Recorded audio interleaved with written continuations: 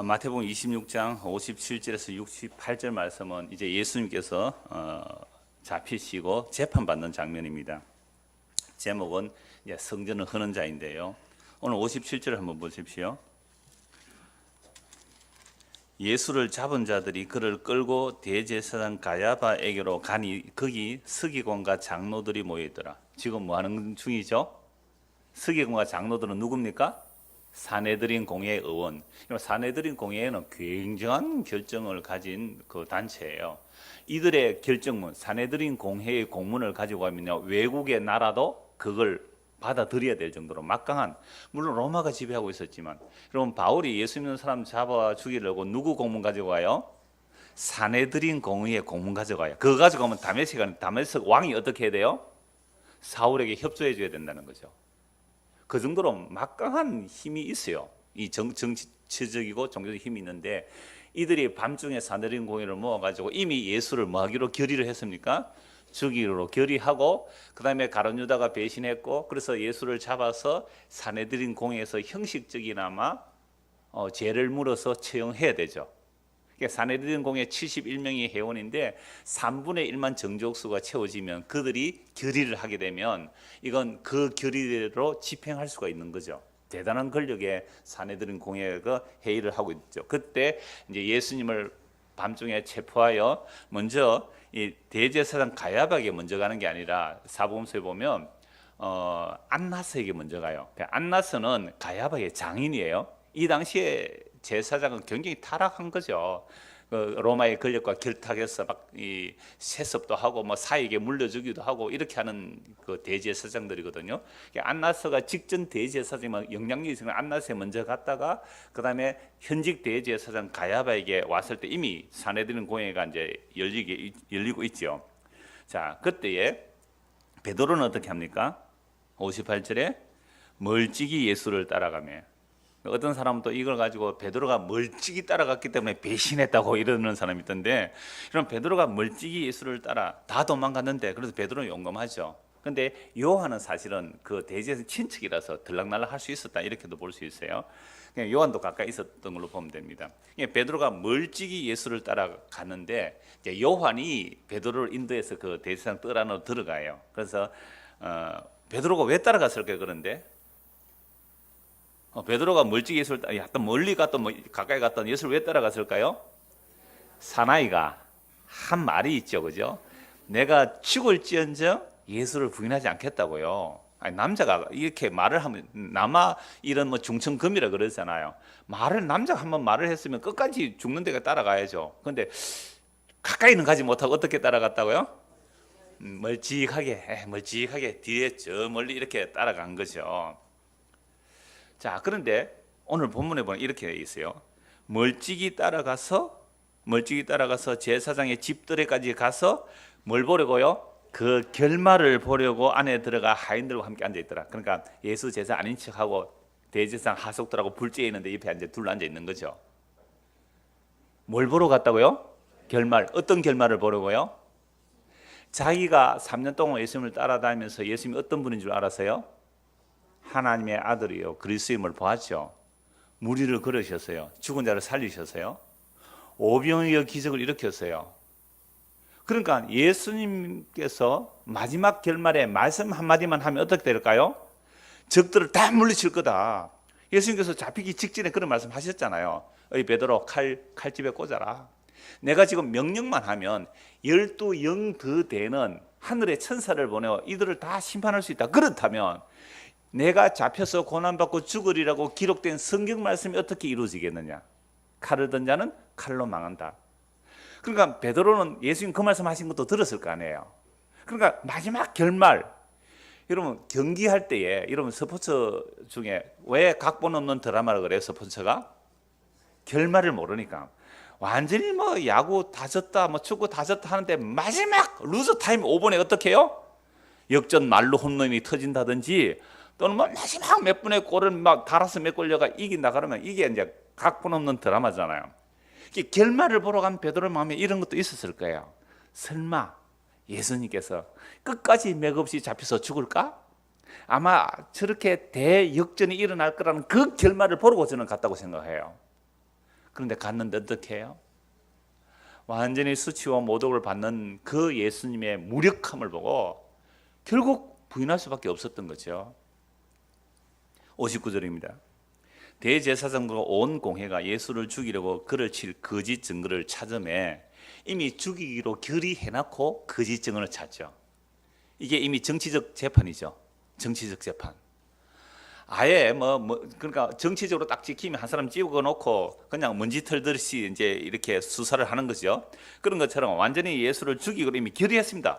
대제사장과 공회에서 결의를 해놓고 거짓 이 형식이죠. 형식.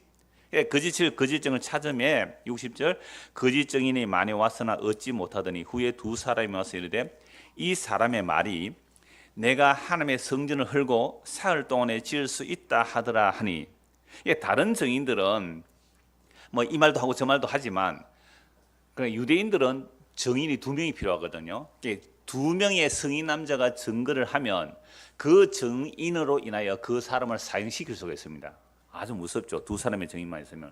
근데 유대인들은 지금 자기들이 사형권이 없죠. 로마가 사형권을 허락하지 않았기 때문에 만약 로마가 지배 안 했다면 사내드린 공회의 결정으로 두 명이 결정하고 이 사람이 신성모독한 사람이다, 성전 흐르는 자다라는 고발이 확정을 받으면 바로 돌로 쳐 죽이면 돼요. 돌로 쳐 죽이는 방식도 여러 가지예요.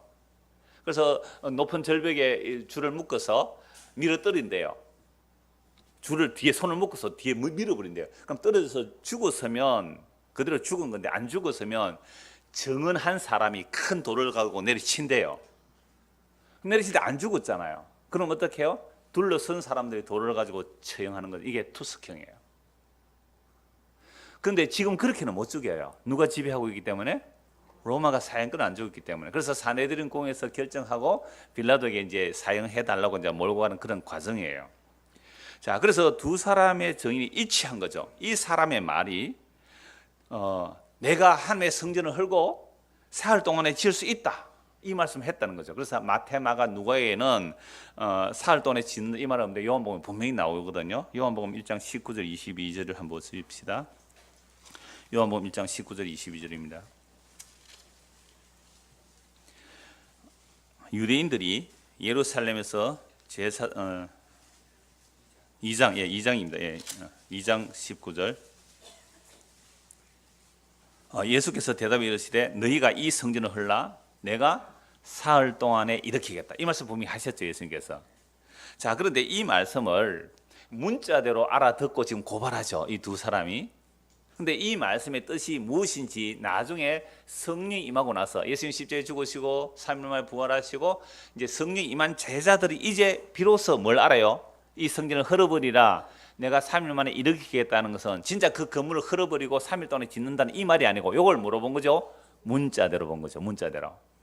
이 큰 46년 동안이나 정착한 이 건물을 3일 동안 허물어뜨리면 자기가 3일 동안에 짓겠다는 이걸 문자대로 보니까 이게 예수를 고발한 제목이 되는 것이고 이게 처형하는 제목이 되는 거죠. 성전을 허는 자로 죽임당하는 거예요. 성전을 허는 자로.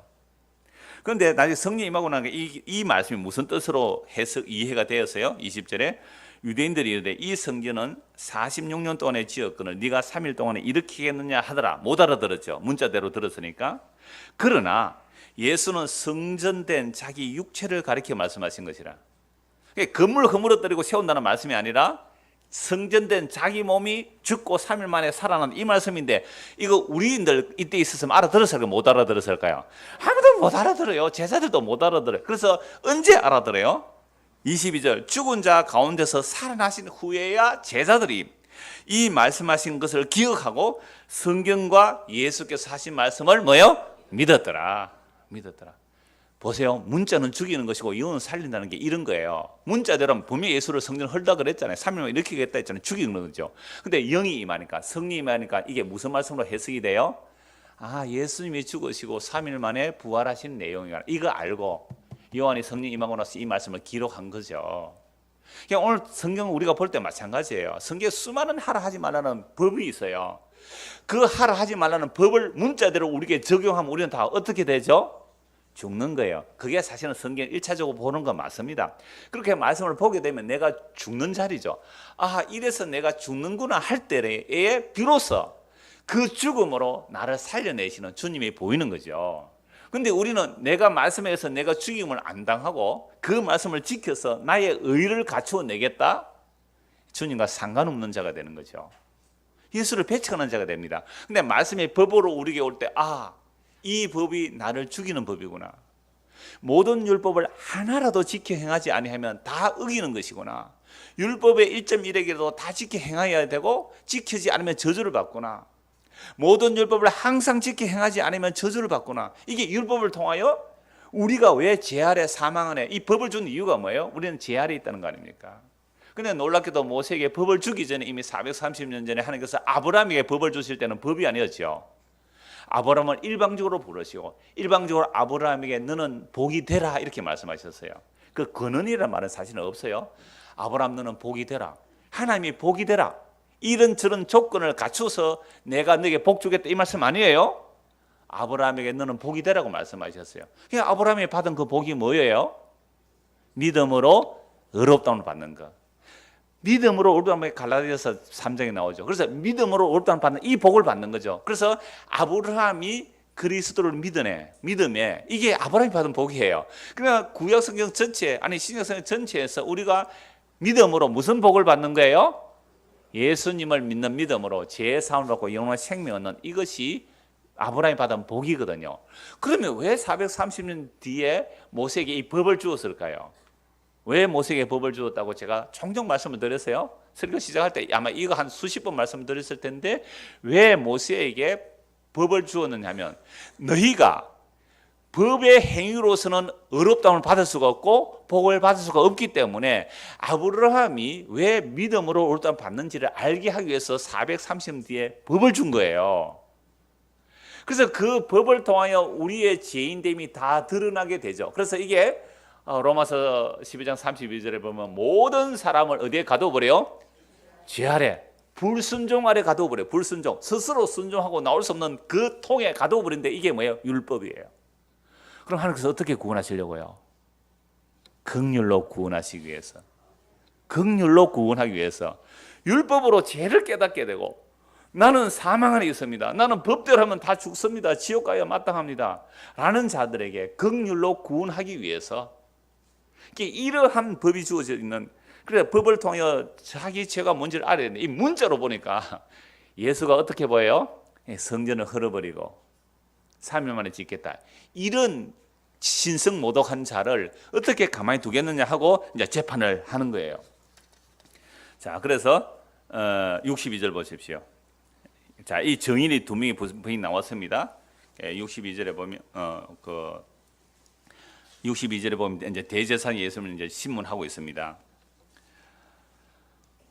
대제사장이 일어나서 예수께 묻되 아무 대답도 없느냐?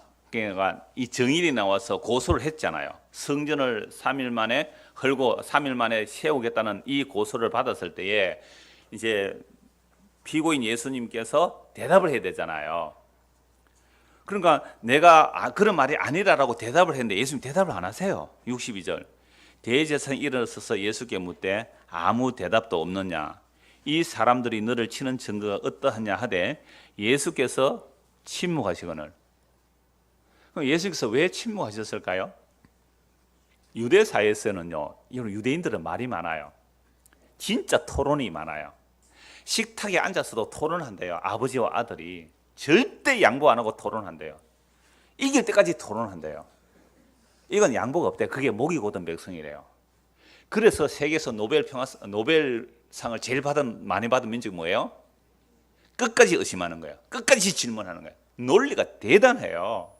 끝까지 싸우는 거죠. 우리는 나중에 아마 됐다만 네가 있다 해라 막 이러잖아요. 안 그런데 끝까지 따져요. 그러니까 대화를 할 때에 어떤 사람이 질문했는데 내가 대답을 안 하잖아요. 그러면 진짜 대답할 말이 없어서 못하는 경우도 있지만 내가 대답을 안 하면서 상대방을 뭐 해버리는 거예요? 무시하는 거예요. 아주 무시해버리는 거죠. 근데 그것만은 아니에요. 사실은 예수님께서 왜 대제사장이 그렇게 질문을 하고 증인들이 와서 이렇게 이건 거짓 증거가 아니죠. 그죠? 거짓 증인은 아니잖아요. 진짜 증인이에요. 아, 이 성전을 헐라 내가 3일 만에 일으키겠다. 또 마태복음 22장에도 나오죠. 24장에 나와요. 제자들도 유대인들은 성전을 얼마나 좋아했어요.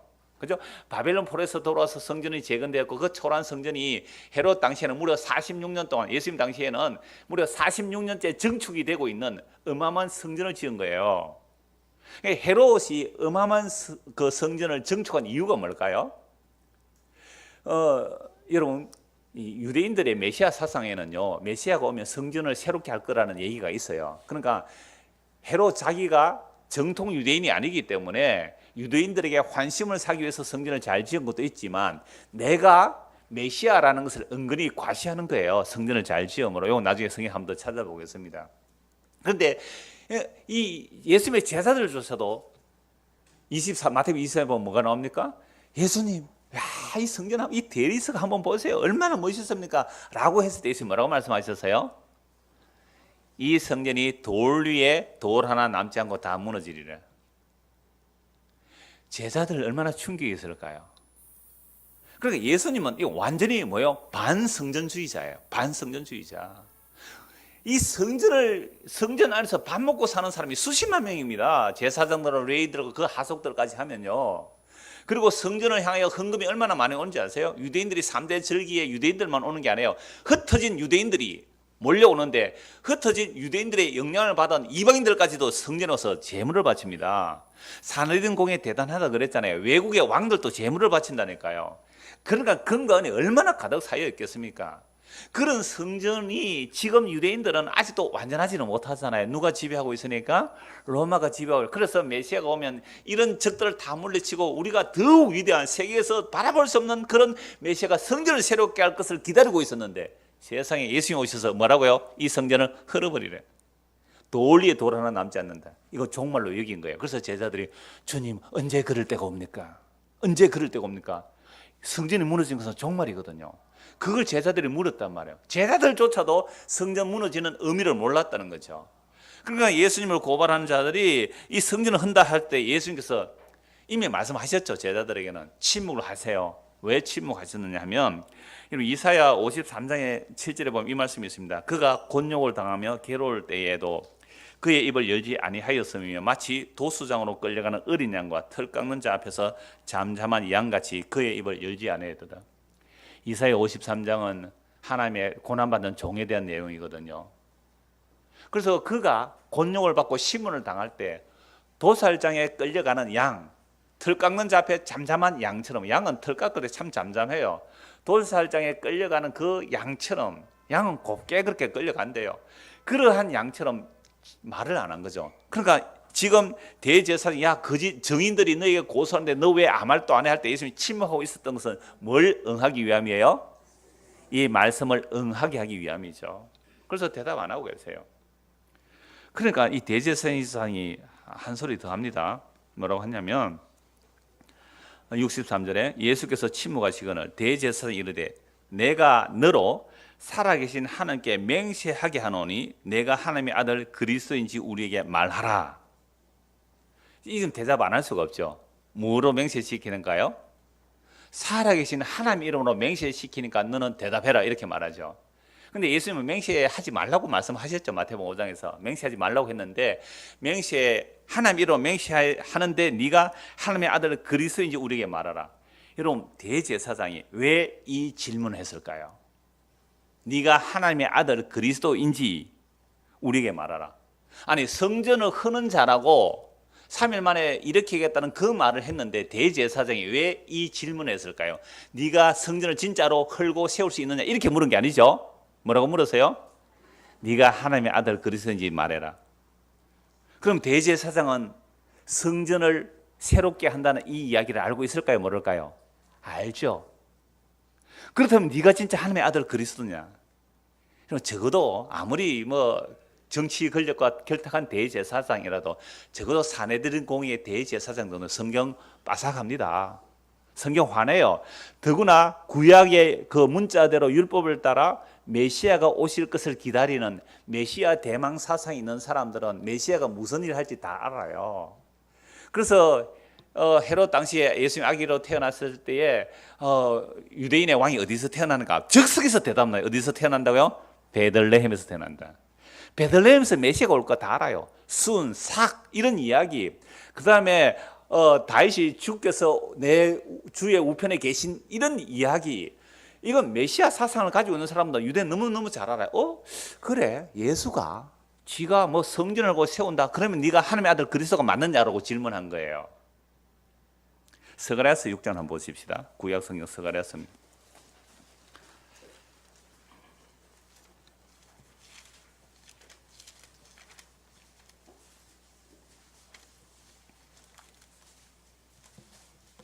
말라기 바로 앞에 스가랴서가 있습니다.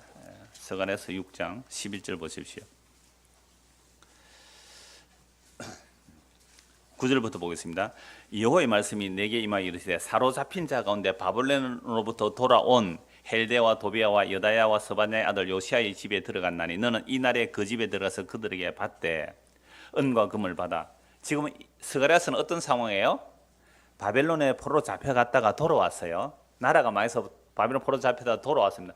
돌아와서 성전 재건을 하라고 했는데 이게 스룹바벨 성전인데 지지부진하죠. 그죠? 성전이 제대로 안 지어져요. 사람들이 왜 성전을 제대로 안 지었습니까? 자기 집 짓기에 바빠가지고 뭐 이런저런 핑계 성전을 안 지어. 그때 하나님께서 선지자 학개와 스가랴를 통해서 성전을 빨리 지으러 독려를 해요. 그때 이제 스가랴 선지자가 은과 금을 이 이제 지도자들이죠. 그러니까 바벨론 포로 돌아온 그 지도자들의 집에 가서 은과 금을 받아서 면류관을 만들어. 여러분 제사장은 면류관을 쓰지 않거든요. 제사장은 그 제사장의 관이 있지. 면류관은 왕이 서는 면류관이에요. 그러면 이 당시에 제사장이 여호수아인데요. 이 여호수아에게 뭐까지 씌워라? 면류관, 왕의 면류관도 씌우라고 얘기를 해요. 스가랴 선지자가 하나님 계시를 받죠. 은과 금을 받아 면류관을 만들어 여호사닥의 아들 대제사장 여호수아의 머리에 씌우고 말하여 이르기를 만군의 여호와께서 이같이 말씀합니다. 보라, 삭이라 이름하는 사람이 자기 곳에서 돋아나와서 여호와의 전을 건축하리라.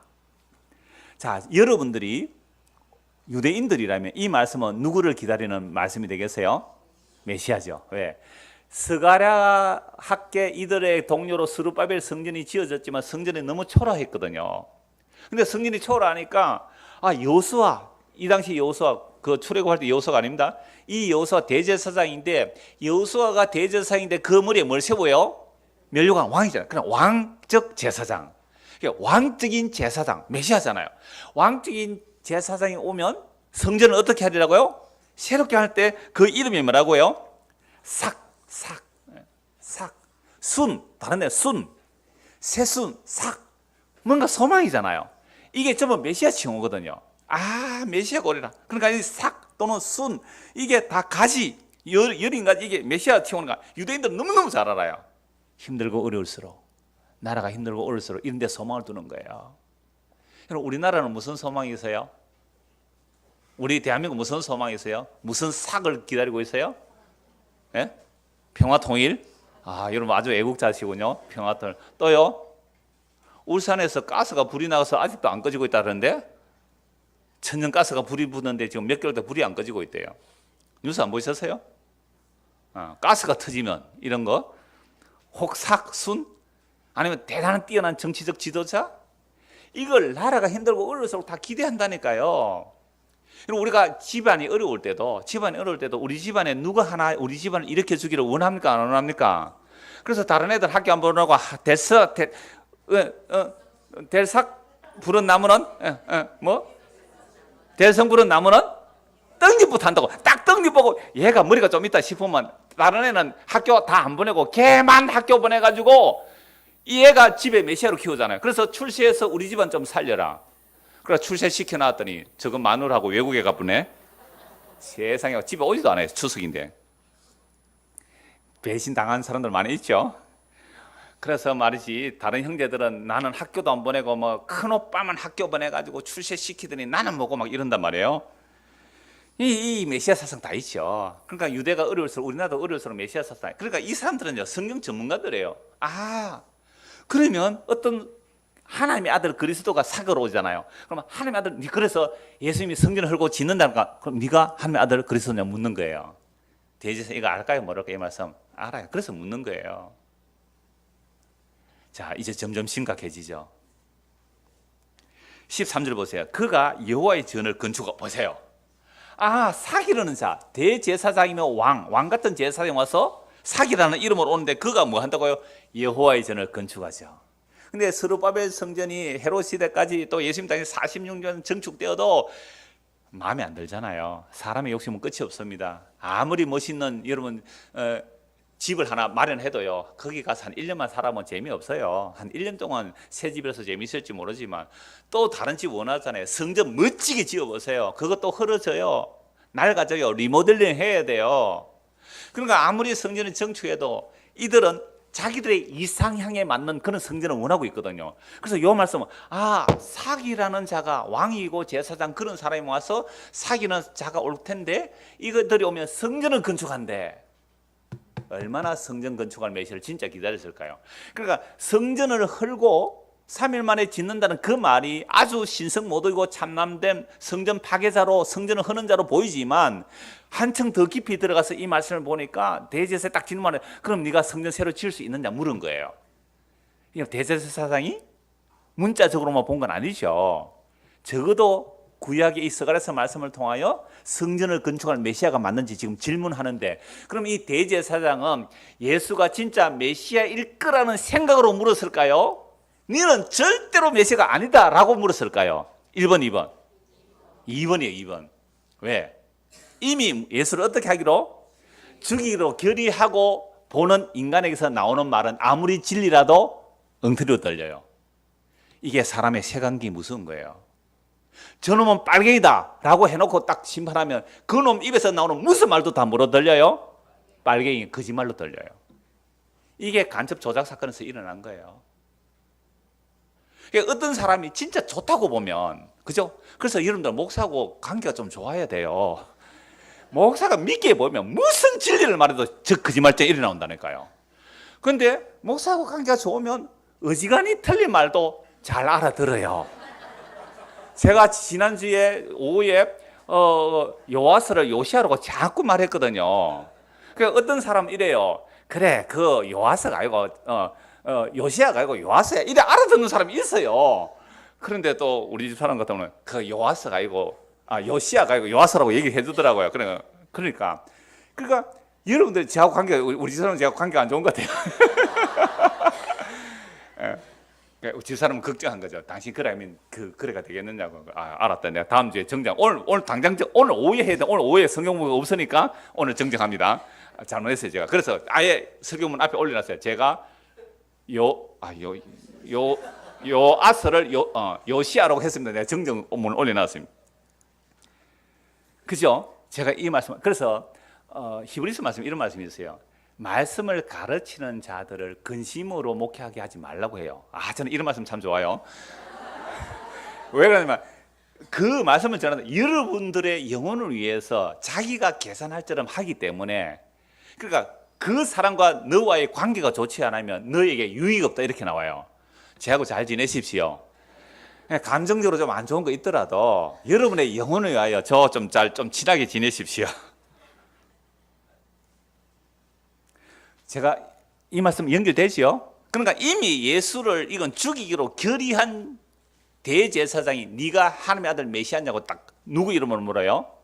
살아계신 하나님의 이름으로 물어요. 그래서 예수님 입에서 지금 진리의 답이 나옵니까? 안 나옵니까? 나와요. 그러면 그 앞에 뭐라고 해야 돼요? 회개하고 그를 메시아로 믿어야 되잖아요. 그런데 신성모독으로 몰아져 죽입니다. 그러니까 인간은 진리를 원하지 않습니다. 자기 원하는 답을 원해요. 우리 교회 사람들이 많이 이렇게 요즘 뭐 오고 하지만 저는 한편으로 그래요. 기쁘고 감사해요. 정말 복음에 듣고자 온다면 참 감사해요. 그런데 여러분들도 여러분들이 원하는 답을 원한다면 이 대제사장과 다를 바가 없어요. 이 대제사장과 다를 바가 없다니까요. 내가 좋아하는 답을 얻으러 왔다면 엉터리예요. 그래서 오늘 제목이 성전을 허무는 자예요. 성전을 허무는 자. 우리의 그 굳어진 것들이 허물어져야 돼요. 오늘 김세용 지사님 기도하시는데 참 감사했어요. 이분도 한 열심 하신 분이에요. 환상을 다 본 분들이란 말이에요, 이분이. 그런데 자기 고백을 했잖아요. 정말 나는 죄악이고 정말 자기는 남을 정죄하고 판단했던 자들이라고요. 근데 그게 이제 무너지는 거잖아요. 무너지는 거죠. 그거 무너져야 돼요. 그거 무너지면서 오늘 새롭게 세우시는 그 주님의 일하심을 보고 믿는 거, 그게 믿음이거든요. 50년, 60년 단년 그게 중요한 게 아니에요. 내 이력이 아니에요. 내 경험과 체험이 중요한 게 아니에요. 이 대제사장이 이 세간경처럼 우리 안에 그렇게 두껍게 끼어져 있기 때문에 사람을 볼 때도요, 그 사람이 진실인데도 내가 미워하는 사람이기 때문에 그 진실이 진실로 안 들려요. 내가 좋아하는 사람이라면 거짓말해도 좋게 보인다니까요. 이미 죽이기로 결의한 이 대제사장이 그냥 안 물어도 돼요. 그런데 더 확정시키려고 네가 하나님의 아들 그리스도 물은 거예요. 하나님 이름을 명시하죠. 그때 예수님이 뭐라고 답하세요? 64절 예수께서 이르시되 네가 말했다. 네가 말했다.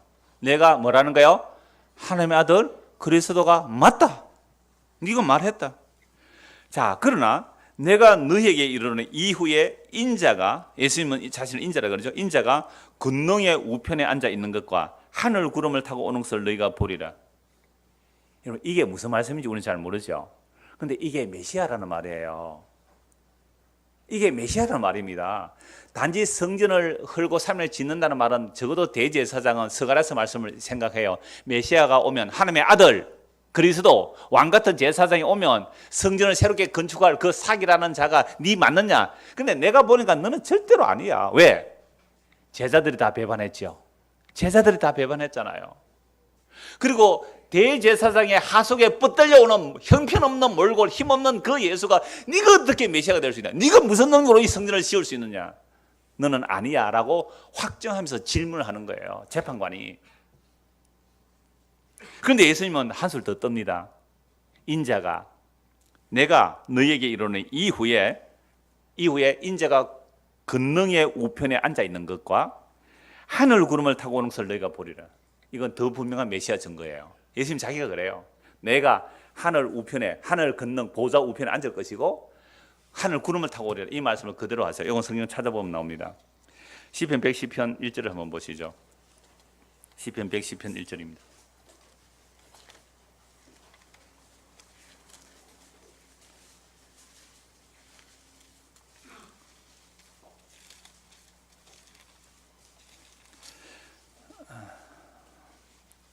여호와께서 내 주에게 말씀하시기를, 우리 같이 한번 읽읍시다. 1절. 여호와께서 내 주에게 말씀하시기를 내가 내 원수들로 내 발판이 되게 하기까지 너는 내 오른쪽에 앉아 있으라 하셨도다. 자, 이 다윗이 한 고백이거든요. 다윗이 성령의 감동으로 이 시편을 기록했어요. 다윗이 이미 자기의 주를 뭐라고 불러요? 메시아거든요. 여호와가 주인데 또 주가 있어요. 여호와께서 내줄게. 근데 유대인들은 주가 몇 분이에요? 한 분이에요. 유일하신 주 한 분이 여호와만이 주가 되는데, 근데 이거 문자적으로 못 본 거죠. 여호와께서, 그 주께서 내 주에게. 이미 다윗은 주를 두 분으로 고백하잖아요. 예수를 뭐라고 고백한 거예요? 주를 고백. 근데 이게 문자적으로 보았을 때 이들은 해석을 못했어요. 유대인들이. 예수님께서 해석을 해줘요. 마태복음 22장 한번 보시죠. 마태복음 22장.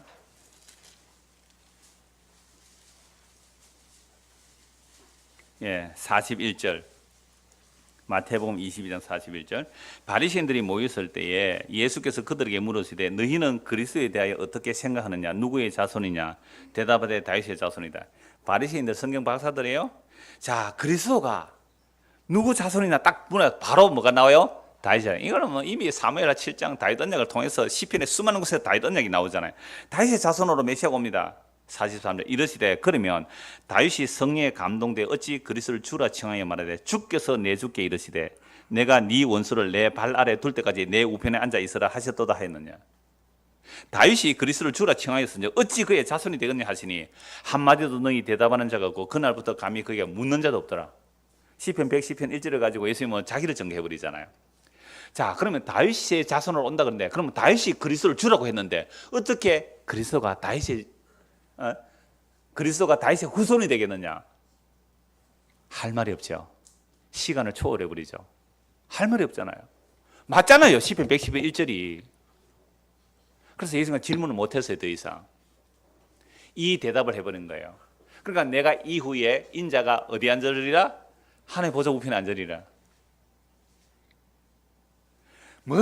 이거 완전 이건 성전을 흐는 자 정도가 아니라 뭐예요? 자기가 하나님의 아들 그리스도를 분명히 증거하고 있어요.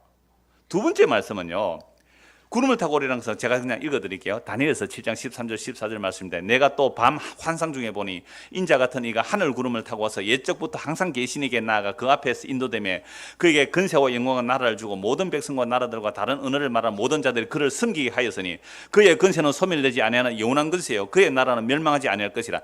적어도 유대인들 대제사장 또 뭐 바리새인들 정도 되면요, 인자가 구름을 타고 오리라 탁 뭐가 생각나요? 다니엘서 7장의 말씀이 생각이 나요. 성경 장절은 없으니까 다니엘서 말씀 딱 기억한다니까 이들은. 그러니까 지금 점입 가경이에요. 단지 성전을 헐고 3일을 짓겠다는 말을 대제사장이 그럼 네가 하나님의 아들 그리스도 맞느냐라고 했을 때에 그래 네가 말했잖아. 좀 있으면 내가 하나님의 보좌 우편에 앉을 것이고 내가 구름을 타고 걷는 가운데 오를 것이라. 이 말을 들었다면, 자 오늘 우리가 대제사장입니다. 오늘가 유대인들 그 예수님 심판 자리에 지금 앉아 있어요. 재판이 일어나고 있어요. 예수님의 이 말씀에 두 가지 반응이 일어나겠죠. 하나는 너는 미친놈이다, 신성 모독자라고 죽이든지, 하나는 회개하든지. 둘 중에 하나예요. 피할 길이 없습니다. 여기서 피할 길이 없어요. 그럼 여러분은 예수님의 이 말씀을 어떻게 하시겠어요? 아니 하나님의 보좌 우편에 앉은 게 잘 안 보여요. 예수님이 뭐 구름 타고 오시나 그거 뭐 하늘에 뭐 손오공입니까? 구름 타고 오시게요? 그렇게 이해가 안 되잖아요. 예수님께서 하나님의 보좌 우편에 계시겠다는 것과 그가 구름 타고 온다는 그 영광 중에 우리 안에 임재하시겠다는 말씀이거든요. 성령으로 우리 안에 임재하시는 거예요. 마치 변화산에서 모세 엘리야 있을 때 그 영광 중에 임재하시는 그 모습처럼 구름 타고 오신다는 것은 하나님이 자기 백성 안에 거하시겠다는 거거든요. 이런 말씀이 이해가 안 되니까 제가 믿을 수가 없죠. 근데 보십시오. 나중에 사도행전 7장에 보면 스데반 집사가 설교를 해요. 죽으면서 뭐라 그래요? 그리스도가 하나님 보좌 우편에 계신다 그러죠. 그러니까 사람들이 어떻게 해요? 돌로 쳐 죽이려고 합니다. 스데반 집사가 똑같은 설교를 해요. 너희가 건물을 지었지만 하나님은 건물에 계시지 않는다. 그래서 그 오시려는 선지자를 핍박했듯이 마지막 선지자 예수를 너희가 죽였다라고 스데반 집사가 설교할 때 돌 맞아 죽거든요. 그래서 예수님께서 이 시편 110편 말씀과 다니엘서 7장 이 말씀으로 분명하게 내가 그리스도임을 대제사장에게 증거를 했는데 65절 보십시오. 이에 대제사장이 자기 옷을 찢으며 이르되, 가장 분노하고 또 슬퍼할 때 옷을 찢잖아요. 옷을 찢으면 이르되 그가 신성 모독하는 말을 하였으니 어찌 더 증인을 요구하리요. 보라, 너희가 지금 이 신성 모독하는 말을 들었도다. 너희 생각은 어떠하냐? 대답하되 이르되 그는 사형에 해당하느라. 재판 끝났죠. 분명히 예수님은 자기를 그리스도라고 증거했습니다. 내가 그리스도라고, 내가 하늘 구름을 타고 올 것이며 내가 하나님 그 권능의 우편에 앉으리라고, 성전을 헐고 새롭게 할 자라고 분명히 그리스도를 증거했습니다. 애매모호하게 대답한 게 아니에요. 자기가 그리스도를 밝히지 않았다고요? 어떤 분은 그런 분이 아니에요. 아주 분명하게 자기가 그리스도를 밝혔습니다. 그런데 어떻게 몰아쳐 죽였다고요? 신성 모독자로 어떻게 했냐? 죽어야 마땅합니다. 왜요? 이 예수가 성전을 흐는 자로 오기 때문에 그래요. 우리가 상상한 메시아상을 흐는 자로 오기 때문에 그래요. 우리가 생각하는 교회상을 흐려버리기 위해서 오는 거예요. 여러분, 목사가 생각하는 교회상이 있을 거예요. 여러분들이 생각하는 좋은 교회상이 있을 거예요. 그걸 흐려버리러 오는 거예요. 여러분들이 예수를 믿고 이렇게 되리라는 그것들을 흐려버리러 오는 예수이기 때문에 나는 그런 예수는 원치 않아요. 나는 그런 예수는 원치 않아요. 이제 끝났습니다. 신성 모독자로, 성전 흐는 자로 죽이죠. 67절 68절 보십시오. 이에 예수의 얼굴에 침 뱉으며 주먹으로 치고 어떤 사람은 손바닥으로 때리며. 여러분, 감히 사람의 얼굴에 침 뱉을 수 있어요? 손바닥으로 뺨을 때립니다. 눈을 가리고 주먹으로 얼굴을 쳐요. 다른 복음서 보면요, pen구절 보면요, 그러면서 그리스도야, 우리에게 선지자 노릇을 하라. 너를 친 자가 누구냐? 네가 선지자라면 딱 눈 가리고 때려놓고 누가 때리는지 알아맞혀봐라. 이런 조롱을 이런 조롱을 누가 했어요? 우리가 했습니다. 그때 그 무리들이 아닙니다. 우리가 했어요. 여러분들이 복음 듣는다고요? 말씀 듣는다고요? 나에게 좋은 것만 챙겨갔지. 내가 원하는 것만 챙겨갔지. 그래서 우리는 아직 예수를 안 죽이고 있는 거예요. 제가 2014년도에 예레미야 설교를 했습니다. 그때 목숨을 건 설교 제목이었어요. 예레미야가 하나님의 말씀을 전하니까 사람들이 예레미야를 죽이려고 하는 거죠. 그 목숨을 건 설교의 결론 부분을 오늘 잠시 이 말씀과 연결해서 말씀을 드리고 싶은데요.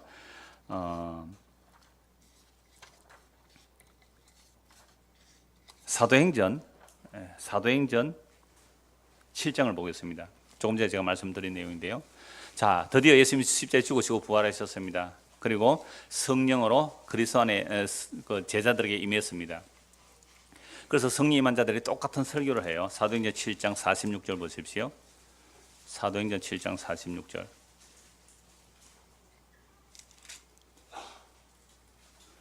다윗이 하나님 앞에서 은혜를 받아 야곱의 집을 위하여 하나님의 처소를 준비하게 하여 달라고 하더니, 지금 스데반 집사가 성령과 지가 충만해서 이 설교를 하는 거예요, 유대인들에게.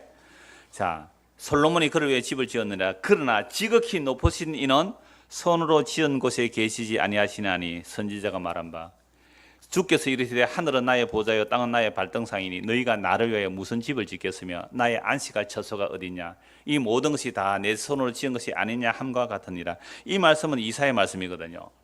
어떻게 인간이 하늘에서 집을 지어줄 수가 있습니까? 분명히 이사야 66 1절에 나오는 말씀을 스데반 집사가 이 말씀을 인용하죠.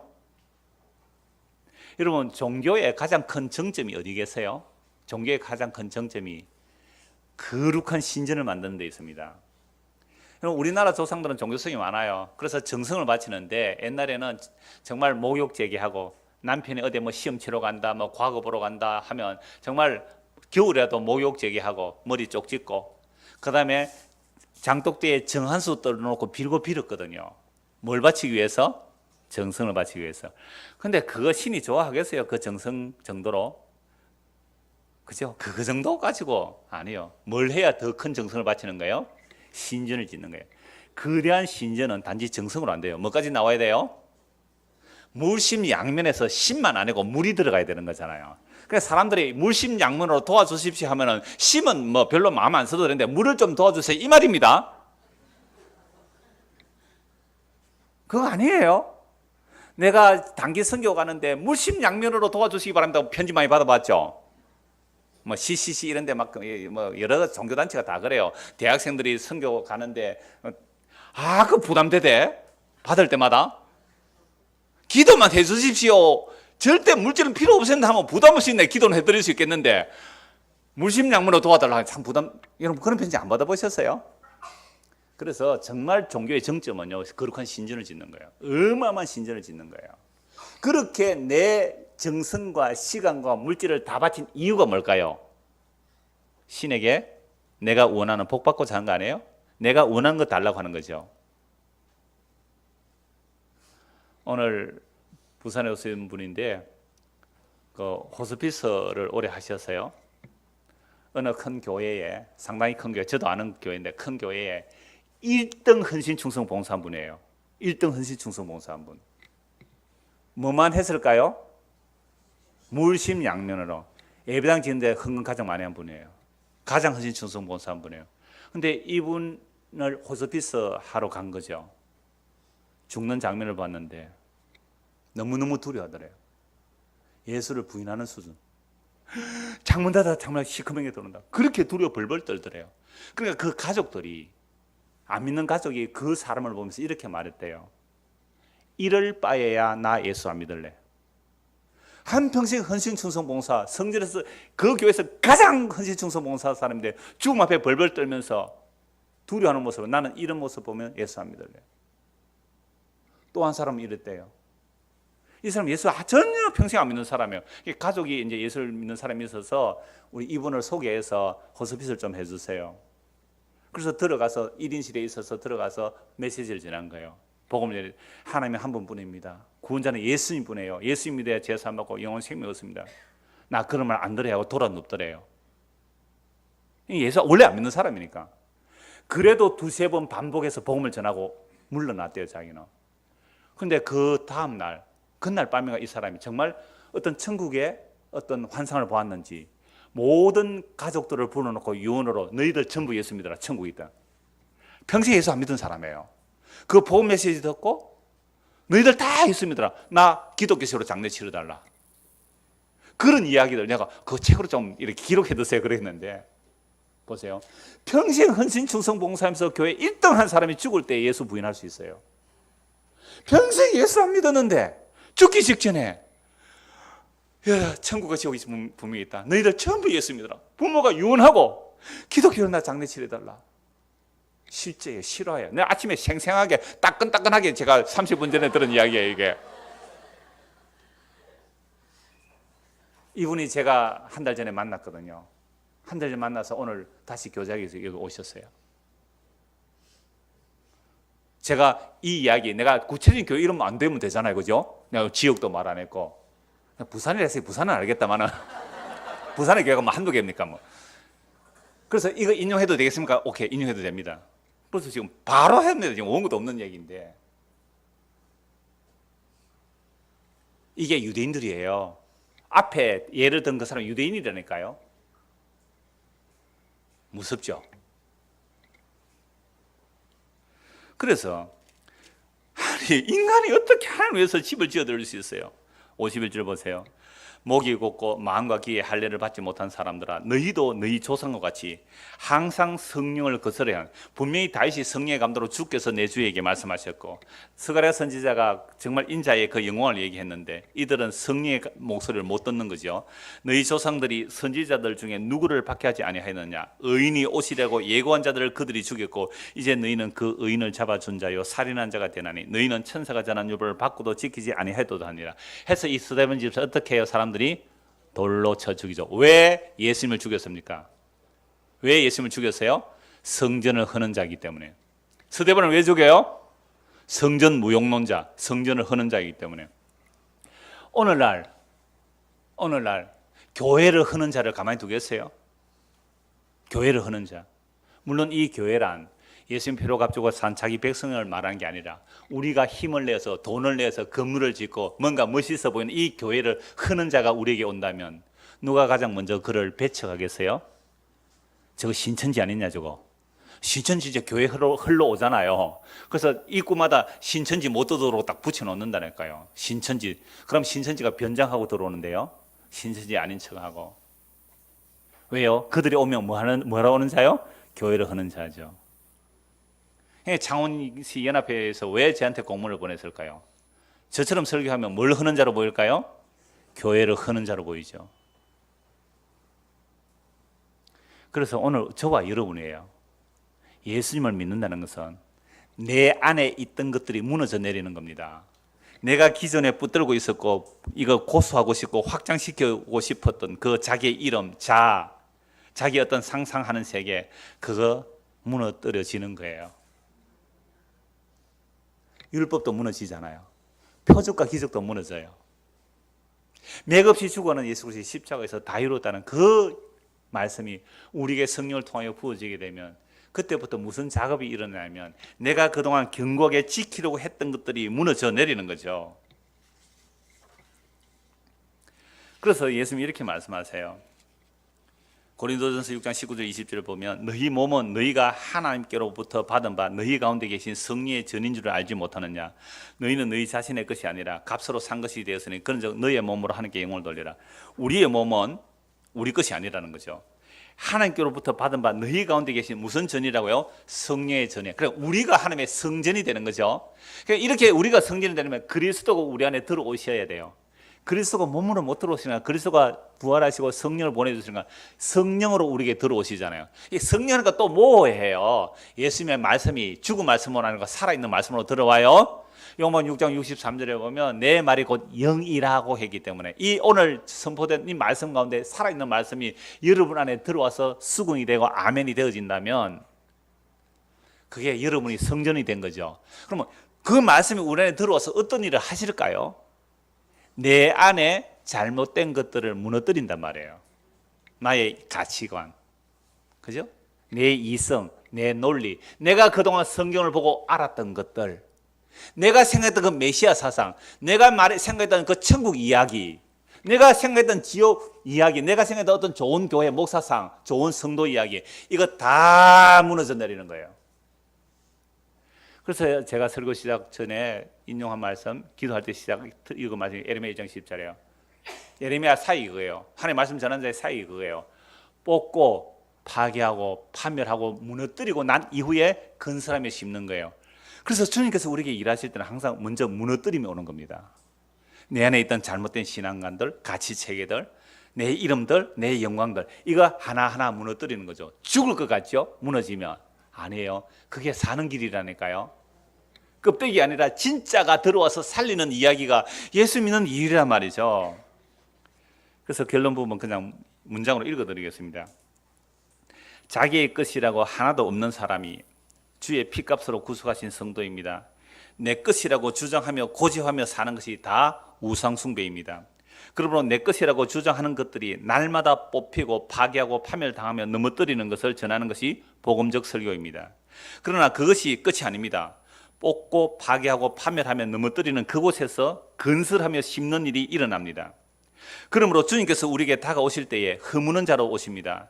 내 것이라고 주장하는 것들이 무너질 때에 주님이 내 안에 거하시는 일이 일어납니다. 그래서 내가 허물어질 때에 주님의 말씀대로 내가 네 안에, 네가 내 안에 있게 하겠다는 그 주님의 약속이 이루어지고 있습니다. 그 은혜가 저와 여러분에게 임하기를 소원합니다. 기도하겠습니다. 하나님 아버지, 종교는 신을 대상화시킵니다. 그리고 신을 위해서 정성을 바침으로 내가 원하는 것을 받아내겠다는 것이 종교입니다. 주여, 복음은 이 종교성을 무너뜨립니다. 나는 그 종교성으로 그리스도를 배척하고 죽였는데 그 그리스도는 오히려 우리 안에 찾아오셨습니다. 이제 그리스도가 내 안에, 내가 그리스도 안에 있는 이 생명의 관계를 확인하고 말씀으로 그 생명이 우리 안에 충만해지며 그 말씀 안에서 세워져가는, 정말 뽑히고 무너질 거야 할 때는 다 무너지고 하나님께서 그리스도 안에서 행하신 그 일들만이 우리 안에 세워지는 믿음의 사람들로 우리를 만들어 주시옵소서. 예수 그리스도 이름 받들어 기도드리옵나이다. 아멘.